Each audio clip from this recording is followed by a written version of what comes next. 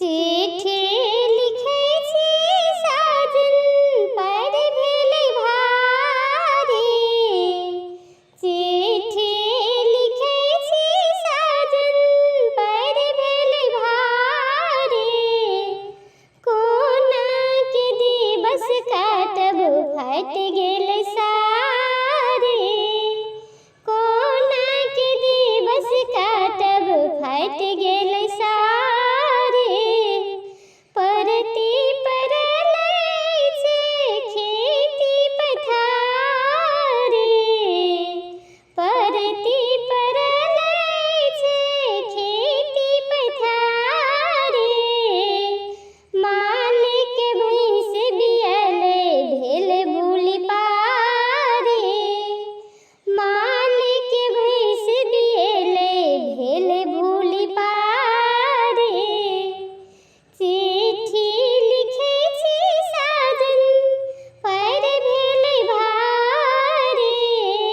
कोना के दिवस काटब फाटि गेलै सारी। कोना के दिवस काटब फाटि गेलै सारी। पढ़ै लिखै छौरा करै मारामारी। पढ़ै लिखै छौरा करै मारामारी। असगर सम्हारै भेलै परेशानी। असगर सम्हारै भेलै परेशानी। चिट्ठी लिखै छी साजन पर भेलै भारी। कोना के दिवस काटब फाटि गेलै सारी। घर अंगना टूटल फूटल उठल बीमारी। घर आंगन टूटल फूटल उठल बीमारी। चोर चुराई ले गेल फूलही के थारी लोटा। चोर चुराई ले गेल फूलही के लोटा थारी। चिट्ठी लिखै छी साजन पर भेलै भारी। कोना के दिवस काटब फाटि गेलै सारी।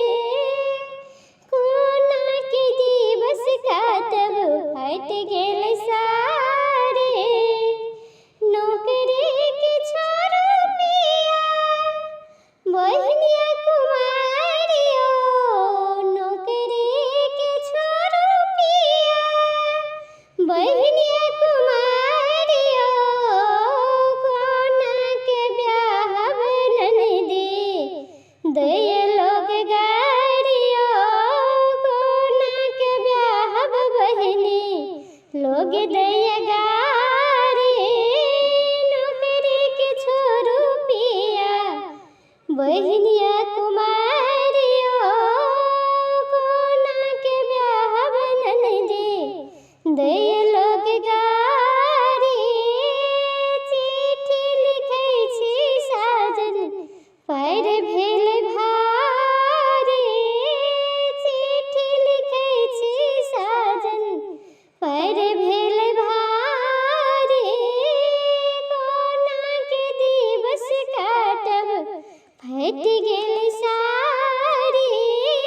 कोना के दिवस काटब फाटि गेलै सारी। चिट्ठी लिखै छी साजन पर भेलै भारी। कोना के दिवस काटब फाटि गेलै सारी। कोना के दिवस काटब फाटि गेलै सारी। कोना के दिवस काटब फाटि गेलै।